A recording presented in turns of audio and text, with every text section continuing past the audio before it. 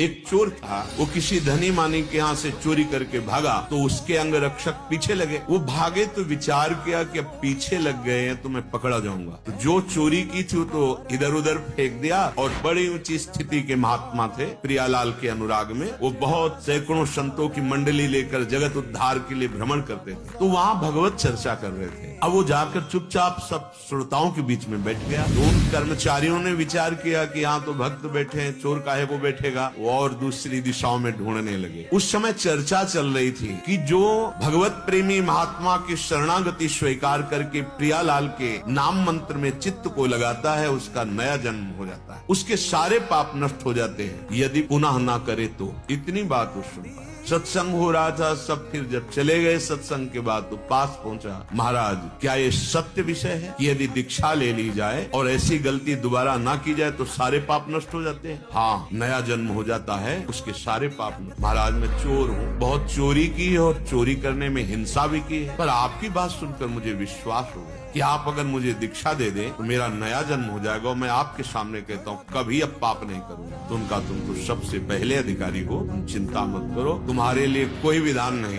कि तुम ये लाओ वो लाओ, नहा के आओ। अभी तत्काल कंठी बांधी और कहा आज से मंत्र जपो, तुम्हारा नया जन्म हो गया। सुबह तिलक लगाए निकला। अब वो खोजे ही में थे। सैनिक जन तुरंत पकड़ लिया, ये वही है जो चोरी किया था। धनी ने भी देखा, हाँ यही है, चोर है। वो बोले मैं चोर नहीं हूँ, मैंने इस जन्म में कोई चोरी नहीं की। अरे बोले बात बनाता। राजा के पास ले गए। उस समय सत्य को प्रमाणित करने के लिए एक प्रक्रिया होती थी। हाथ में नवीन कोमल पीपल का पत्ता, उसके ऊपर कच्चा सूत और उसके ऊपर जला हुआ लोहे का लाल ऐसे फाल वो रखा जाता है। अगर वो धागा झुलस गया तो तुम असत्य हो, और अगर नहीं झुलसा तो 7 कदम चलो और फेंक दो, तुम सत्य हो। ऐसा उस समय पद्धति थी। ये कहें कि यही चोर है और वो कह रहे थे कि मैंने इस जन्म में चोरी नहीं की, वही प्रक्रिया हुई। ऐसे रखा और मन में निश्चय किया, गुरुदेव आपने कहा था दीक्षा के बाद नया जन्म, और उच्च स्वर से बोला इस जन्म में मैंने चोरी नहीं की, और 7 कदम चला, फार फेंक दिया, झुलसा भी नहीं। अब राजा ने कहा इस धनी को फांसी की सजा दी जाए, क्योंकि इसने ऐसे शुद्ध वैष्णव को चोर कहा और यहाँ आकर दंड देने का विधान। अब वो बोले महाराज फांसी मत दीजिए, सही कह रहे हैं। बोले आप कैसे सही मान सकते हैं, आपको तो प्रमाण दे दिए। बोले इस जन्म में चोरी नहीं की, पीछे जन्म में की थी। बोले कल की बात है, तुम पीछे जन्म। हाँ तो शाम के हमारा गुरु मंत्र हुआ है, पूरा रहस्य बताया।